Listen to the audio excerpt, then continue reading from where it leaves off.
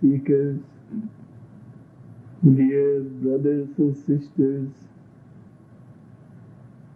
I wish to give a very short talk, and then I shall welcome spiritual questions.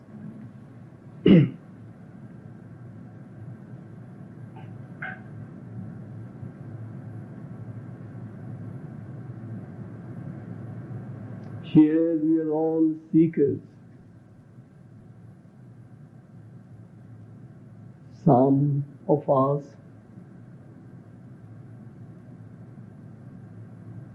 may not be as sincere as others. Some of us may be curiosity mongers.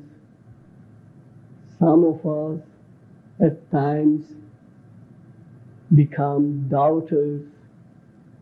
Some of us at times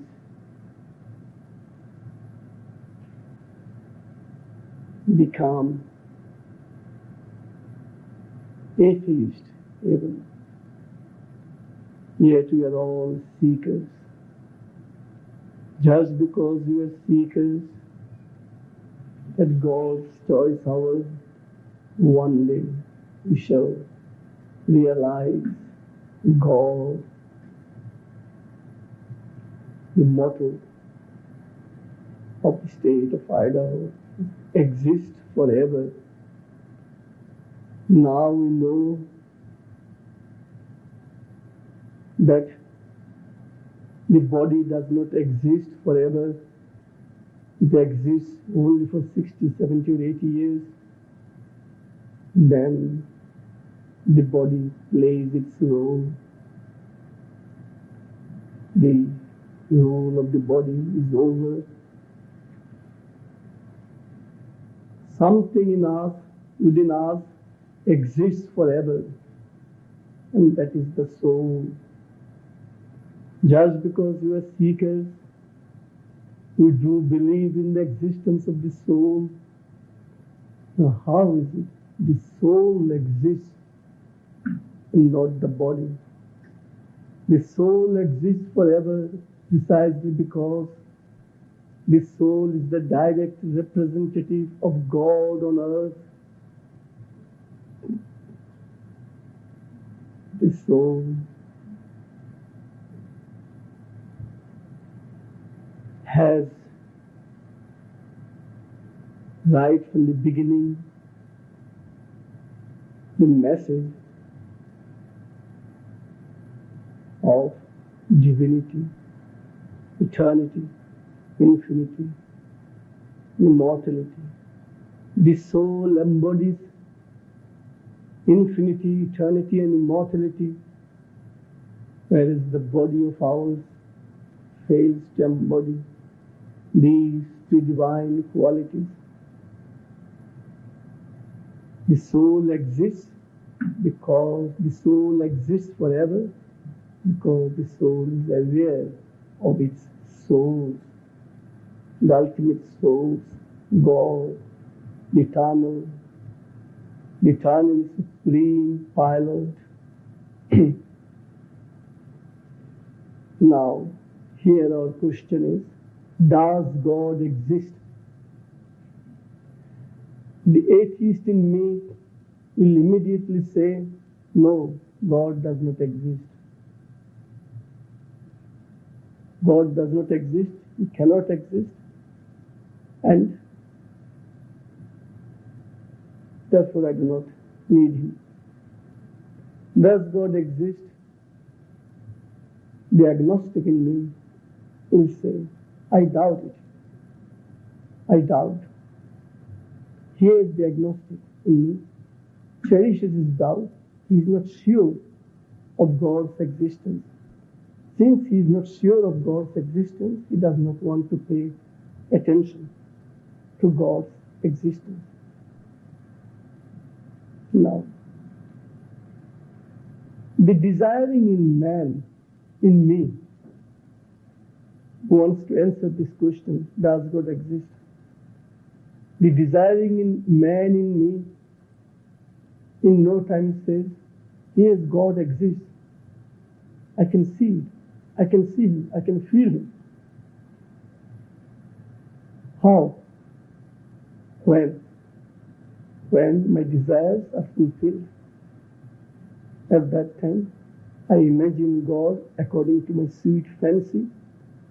But the moment my desires are not fulfilled, I immediately negate the existence of God.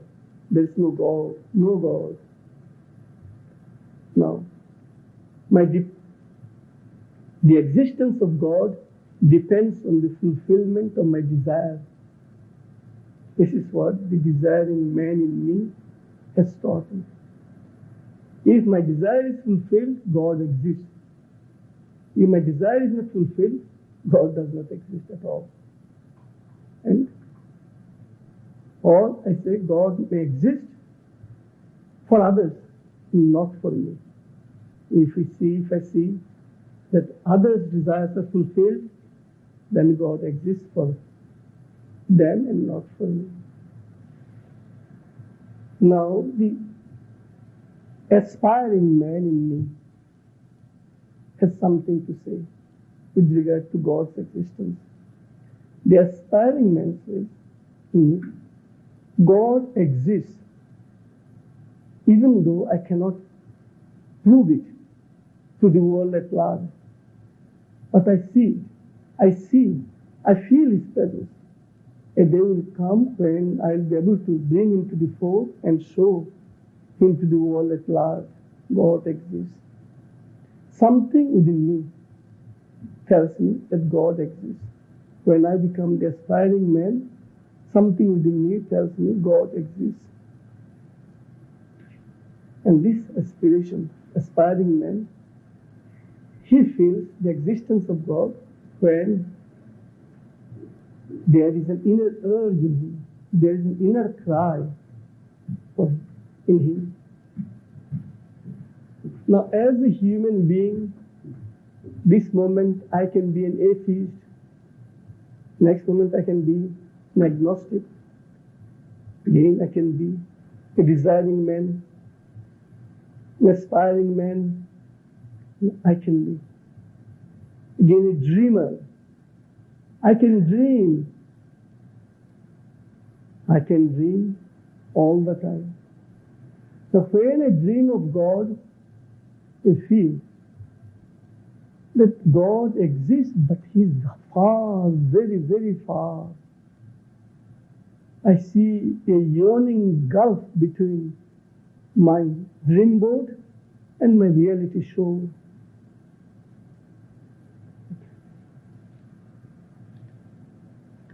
I can become a lover. When I become a lover of God, I see God is nearer than my eyes and dearer than my heart. And I can become a server. Why do I have to become a server of God? Why do I have to serve God?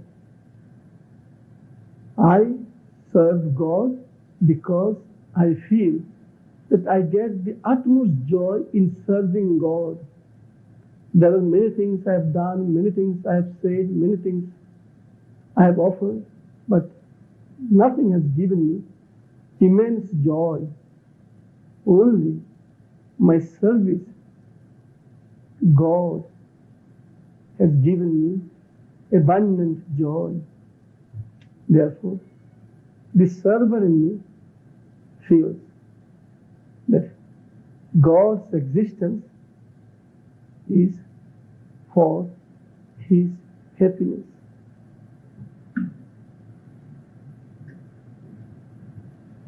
Now, as a seeker, I have three friends: concentration, meditation, and contemplation.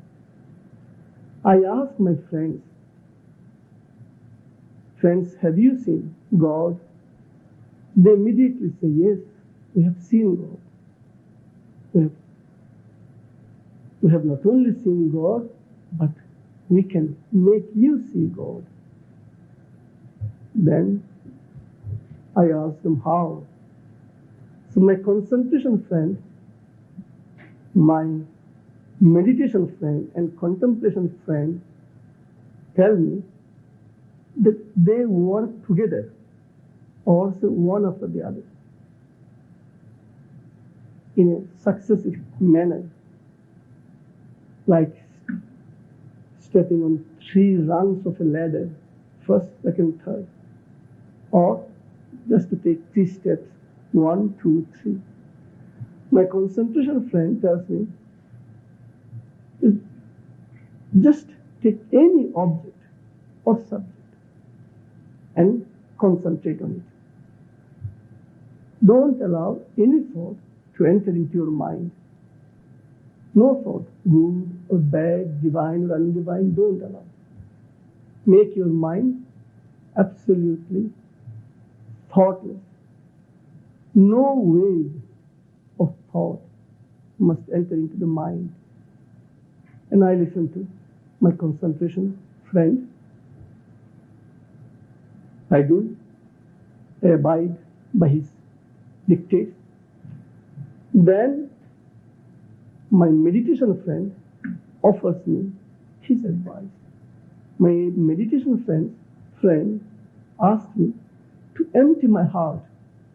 He says, your heart is full of fear,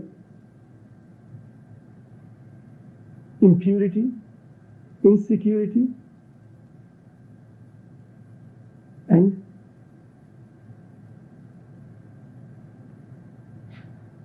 ignorance. Just empty it, empty it. So I empty my heart, and immediately I feel tremendous joy, and eternal guest, God, comes in and he sits on his throne. Now my contemplation friend now tells me, have you ever played hide and seek? So I said, yes, I have played. Yes.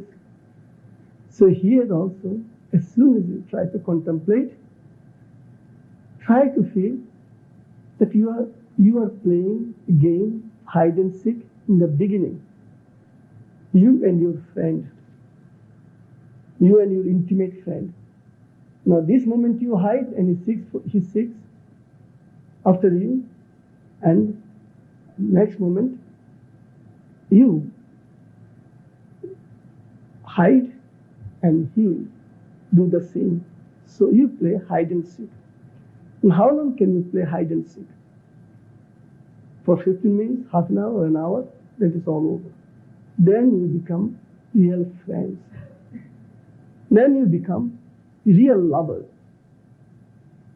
Or for some time you become the lover and your friend becomes the beloved, and vice versa.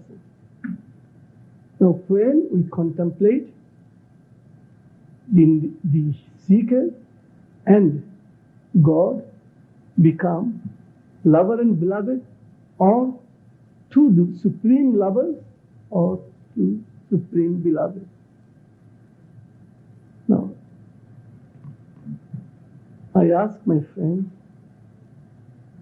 from whom they have learned, who taught them the existence of God, who showed them the existence of God. They tell me that their parents have shown them the face of God, the existence of God. Their parents have taught them all about God. I asked them who their parents are. I said, their parents are aspiration and willpower. Aspiration is the mother, willpower is the father. Now, aspiration is our conscious oneness, identification and oneness with the ultimate reality. This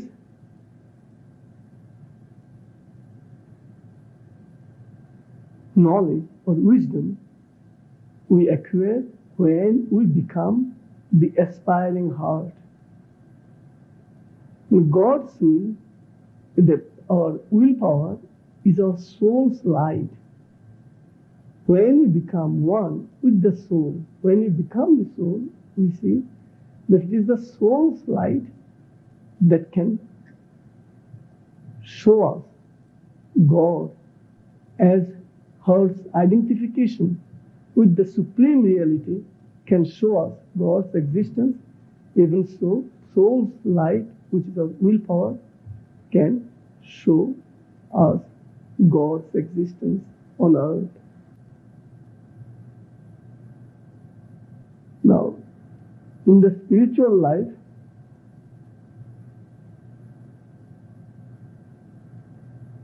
aspiration and willpower go together. Like mother and father, we need both mother and father. Now, what is aspiration? What does aspiration do?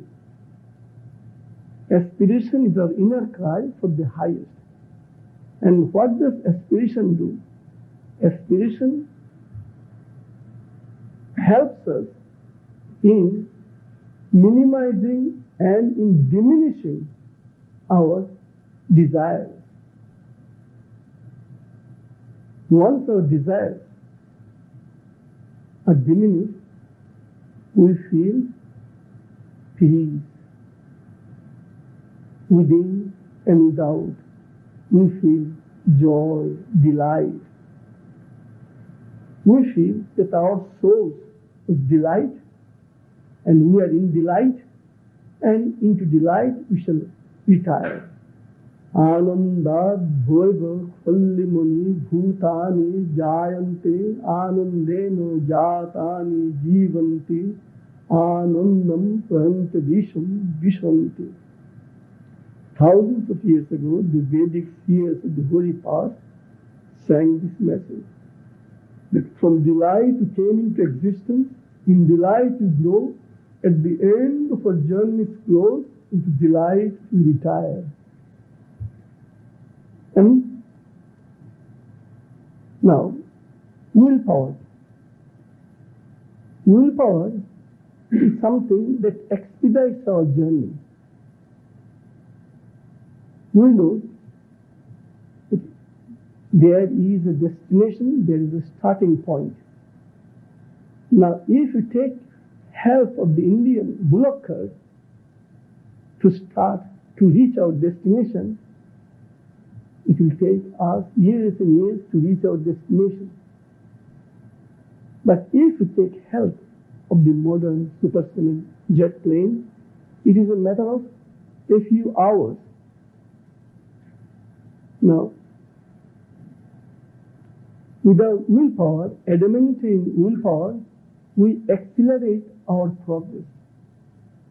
Now, while we are proceeding along the path, concentration comes and energizes us.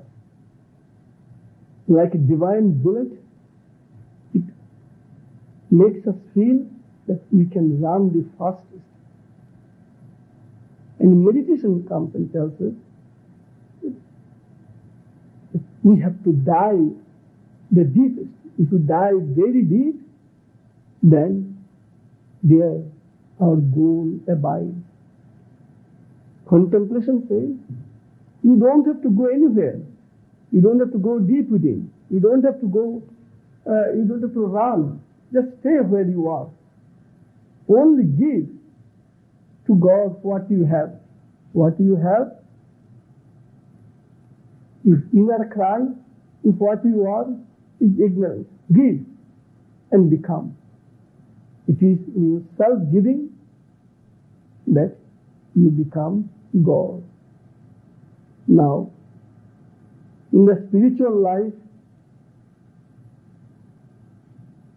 a seeker feels that he can exist without everything. There comes a time in a seeker's life when he feels that he can exist without water, without food, without even air, but he cannot exist without God. At that time, God, that reality, just comes and stands before him. God exists. This existence of God depends on our faith in him, faith in ourselves. Faith is the precursor. Faith is the harbinger of a new dawn. Now, in the beginning, we find it very difficult to have faith in us, whereas we find it easier to have faith in God. We don't know who God is, but when it is a matter of God, we feel that it is better to have faith in God. Many people tell many things about God, but for us, to have faith in ourselves is extremely difficult. But I used to say, if we have faith only in God and not in ourselves, then God realization will remain a far cry. Our faith in ourselves does not mean arrogance, pride, and haughtiness. Far from it. Our faith in ourselves means a vessel we have within us. We call it receptivity. If we do not have the power of receptivity, we will not be able to hold God's potentiality, his capacity, his divinity, his immortality. So our faith is the vessel within us. It is our receptivity. And God's power, God's capacity can only operate in and through us only when we have become receptivity itself. Now, how do we increase our receptivity? If we want God's peace, light, and bliss in infinite measure to enter into us and operate, how do we operate? How do we increase our receptivity? We increase our receptivity through conscious and constant offering of our gratitude, soulful gratitude to the inner pilot. We feel that the power of receptivity that we have, it is He who has given us. We feel that the aspiration that we have has come directly from God. In our family, we have father, mother, brothers, sisters. How is it that I as an individual am praying, meditating, while others, the rest of the members, the rest of the family is not praying? Just because God has awakened me from my slumbering life, I am now in a position to pray and meditate. So receptivity grows, increases only when our gratitude flows. God exists. His existence can be proved only when our receptivity is complete. Otherwise, if we cannot receive Him,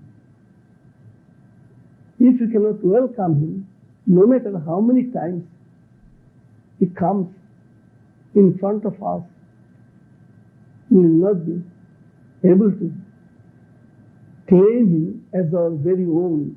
Unless and until we can claim Him as our very own, we will not be able to prove God's existence. Now, we find it very difficult to imagine the vast as our very own. We are in the finite, we are for the finite.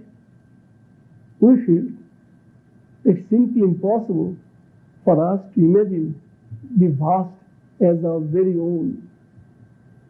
This is the physical mind in us that makes us feel so. The mind in us always wants to experiment a truth or achieve a truth by cutting the truth into pieces in infinitesimal measure. But the heart does not do that. The heart does not break the truth into pieces. The heart wants to see the truth in its entire totality, wants to feel the truth, possess the truth, claim the truth as its very own in its entirety. How does the heart do?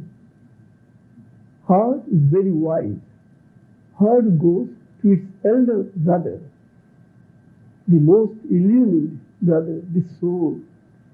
Heart frequently enters into the room of the soul, and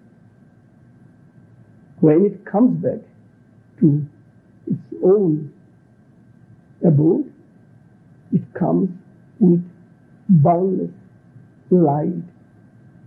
The heart, our heart, aspiring heart, is inundated with light, and in the light, when we accept someone, we accept him in his entire existence. For the mind to accept God or any reality in as a whole is impossible. The mind limits, the mind binds, the heart expands, the heart liberates. But this is the physical mind I am talking about. There is the illumined mind, there is intuitive mind. This mind right now is not in our possession. But when the physical in us, which is we call physical mind enters into the heart, and the heart takes the mind into the soul, the mind becomes liberated as the soul is liberated, as the heart is liberated from the light of the soul, as the soul is liberated from the consciousness light of the Supreme.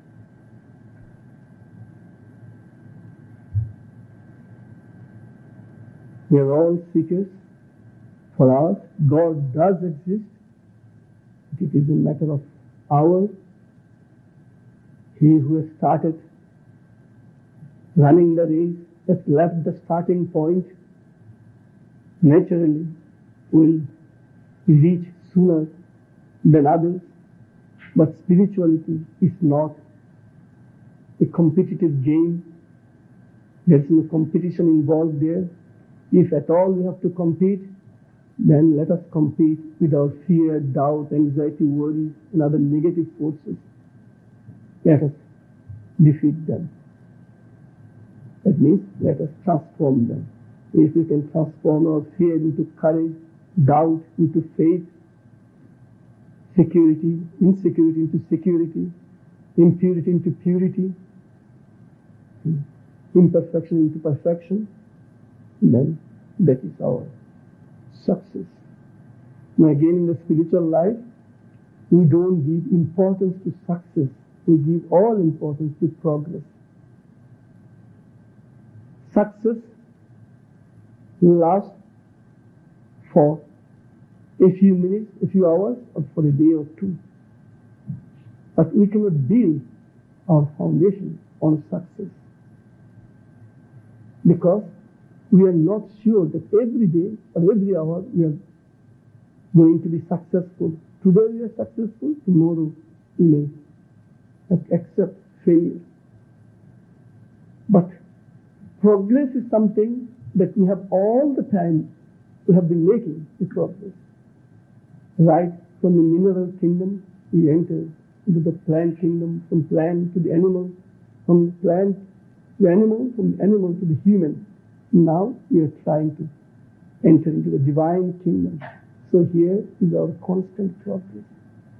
So when you think of ourselves as a song of progress and not as a song of success, then we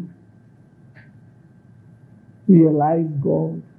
God's realization does not remain a far cry. Here we are seekers. If we aim constantly at our progress what we were yesterday and what we are today, what we are going to be tomorrow. If this is our aim, if this is our goal, then God's existence, God's realization are within our easy reach.